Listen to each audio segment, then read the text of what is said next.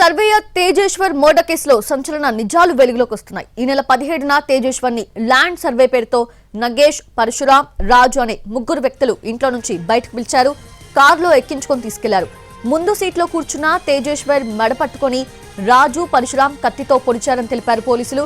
ఆ తర్వాత డ్రైవర్ సీట్లో ఉన్న నగేష్ తేజేశ్వర్ కడుపులో కత్తితో పొడిచాడన్నారు. చనిపోయిన తర్వాత కర్నూలు శివార్లో మృతదేహాన్ని పడేశారు. డెడ్ బాడీని చూసిన తర్వాత సుపారీ బ్యాచ్ కి 2 లక్షలు ఇచ్చాడు తిరుమలరావు. మర్డర్ కి ముందు రోజు 20 లక్షలు బ్యాంక్ నుండి డ్రా చేశాడు తిరుమలరావు.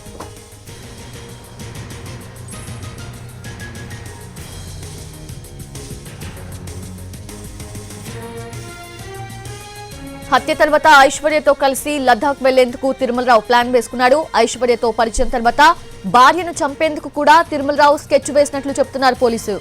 తిరుమలరావుకి ఇప్పటికే పెళ్లైంది. సంతానం లేకపోవడంతో ఐశ్వర్యతో పిల్లల్ని కనాలని భావించాడు. ఇద్దరు వెళ్లి లద్దాఖ్ లో సెటిల్ కావాలని అనుకున్నారు. హత్య జరిగిన రోజు తల్లికి ఫోన్ చేసి కొన్ని దుస్తులు తెప్పించుకుంది ఐశ్వర్య. ఈ కేసులో పోలీసులు 8 మందిని అదుపులోకి తీసుకున్నారు. తిరుమలరావు కోసం 4 బృందాలు గాలింపు చర్యలు చేపట్టాయి. ఆయన cell phone signal Shamshabad airport వరకు వచ్చి ఆగింది. ముందుగా అనుకున్నట్టు లద్దాఖ్ వెళ్లి ఉంటాడని పోలీసులు అనుమానిస్తున్నారు.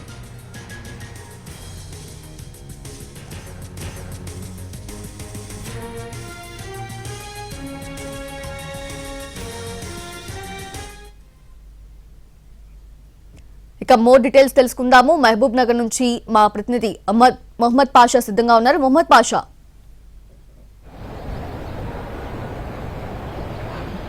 సౌజన్య, గద్వాల జిల్లా కేంద్రానికి చెందిన ప్రైవేట్ సర్వేయర్ తేజేశ్వర్ హత్య కేసులో పోలీసు విచారణలో విస్తుపోయే విషయాలు వెలుగులోకి వస్తున్నాయి. ప్రధాన సూత్రధారిగా ఉన్నటువంటి బ్యాంకు మేనేజర్ తిరుమల రావు పరారీలో ఉన్నాడు. అతని కోసం గాలింపు చర్యలు చేపట్టారు.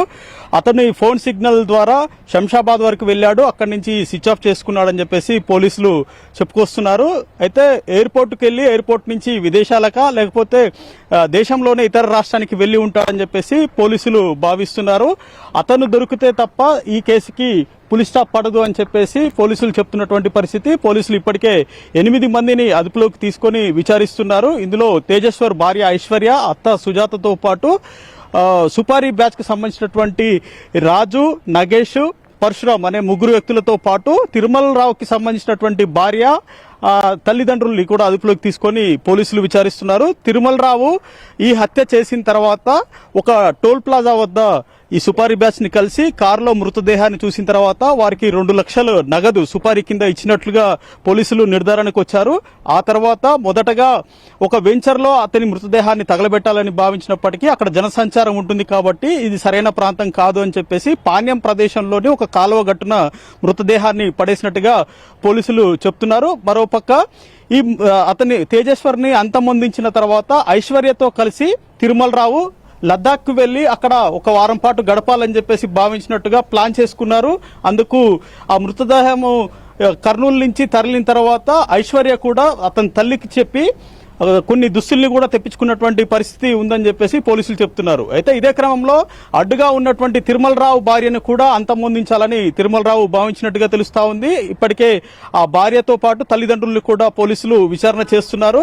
అయితే ఐశ్వర్యతో పరిచయం ఏర్పడిన తర్వాత భార్యతో సరిగా గడపకపోవటము, భార్యతో చీటికి మాటికి గొడవ పడటం వంటి పనులు చేసేవాడు. దాంతోపాటు ఆమె ఐశ్వర్యని తీసుకొచ్చి ఇంట్లో పెట్టుకొని సహజీవనం చేస్తామని చెప్పినప్పటికీ భార్య తీవ్రంగా వ్యతిరేకించింది. ఆ తర్వాతనే తేజేశ్వర్ దగ్గరికి వచ్చి తేజేశ్వర్ని వివాహం అన్నట్టుగా తెలుస్తా ఉంది. ఇక తేజేశ్వర్ హత్య కేసులో అతని తమ్ముడు మొదటి నుంచి కూడా హెచ్చరిస్తున్నాడు. ఐశ్వర్య క్యారెక్టర్ మంచిది కాదు, ఐశ్వర్యకి ఇతరులతో సంబంధం ఉందని చెప్పేసి చెప్తున్నటువంటి పరిస్థితి. అయితే ఇదే క్రమంలో పోలీసులు విచారణ చేసిన క్రమంలో ఐశ్వర్యకి తిరుమలరావుతోటే కాకుండా మరో 2-3 కూడా వివాహేతర సంబంధాలు ఉన్నాయని చెప్పేసి ప్రాథమికంగా నిర్ధారణకు వచ్చారు. పూర్తి స్థాయిలో దర్యాప్తు చేస్తాము. తిరుమలరావుని తీసుకొచ్చిన తర్వాత తిరుమలరావుతో పాటు ఇక్కడ ఉన్నటువంటి ఈ హత్యలో పాల్పంచుకున్నటువంటి ప్రతి ఒక్కరితో సీన్ రికన్స్ట్రక్షన్ చేసి పూర్తి వివరాలను వెల్లడిస్తామని చెప్పేసి పోలీసులు చెప్తున్నారు. ఇప్పటికే 4 బృందాలు తిరుమలరావు కోసం గాలిస్తున్నాయి. 2 బృందాలు ప్రస్తుతం ఎయిర్పోర్ట్ లో ఆధార్ కార్డులు, ఇతర ఐడి కార్డులతోటి తిరుమలరావు ఎక్కడికి వెళ్లాడనే దానిపై విచారణ చేపట్టారు. మరో పక్క కర్నూలులో ఒక బృందము, పాణ్యం ప్రాంతంలో ఒక బృందము అక్కడ ఉన్నటువంటి ఆధారాలను క్లూస్ ని సేకరించే పనిలో ఉంది.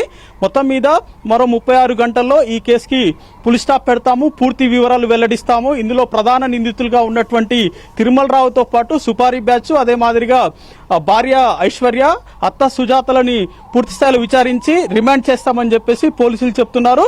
అయితే ప్రస్తుతం ఈ ఎపిసోడ్ చాలా గద్వాల్లో చాలా హాట్ టాపిక్ గా మారిందని చెప్పవచ్చు. అయితే అడ్డుగా ఉన్నటువంటి భర్తని తొలగించిన తర్వాత లదాఖ్ వెళ్లి అక్కడ సంతోషంగా గడపాలని చెప్పేసి వీరు ప్లాన్ చేసుకున్నట్టుగా తెలుస్తుంది. అందుకు సంబంధించి బ్యాంకు నుంచి దాదాపు 18 లక్షల రూపాయలు నగదుని డ్రా చేశాడు తిరుమల రావు. హత్య జరిగిన ముందు 2 రోజుల ముందు అని చెప్పేసి బ్యాంక్ అధికారులు చెప్పిన దాన్ని బట్టి తెలుస్తుంది. కొంత అమౌంట్ ని సుపారీ గ్యాంగ్ ఇచ్చాడు, మరి కొంత అమౌంట్ ని తల్లికి అప్పచెప్పాడని చెప్పేసి పోలీసులు చెప్తున్నారు. అయితే మొత్తం మీద ఎయిర్పోర్ట్ నుంచి ఎక్కడికి వెళ్ళాడు, శంషాబాద్ నుంచి ఫోన్ స్విచ్ ఆఫ్ చేసుకుని హైదరాబాద్ నగరంలో తలదాచుకున్నాడా లేదా ఇతర రాష్ట్రానికి వెళ్లి తలదాచుకున్నాడా అన్న కోణంలో పోలీసులు దర్యాప్తు చేస్తున్నారు. తిరుమల రావుని తీసుకొచ్చిన తర్వాత పూర్తి స్థాయిలో విచారణ చేపట్టి మరిన్ని వివరాలు వెల్లడిస్తామని చెప్పేసి జిల్లా పోలీసులు చెప్తున్నారు. Yes, Ahmed Pasha, thanks for the update.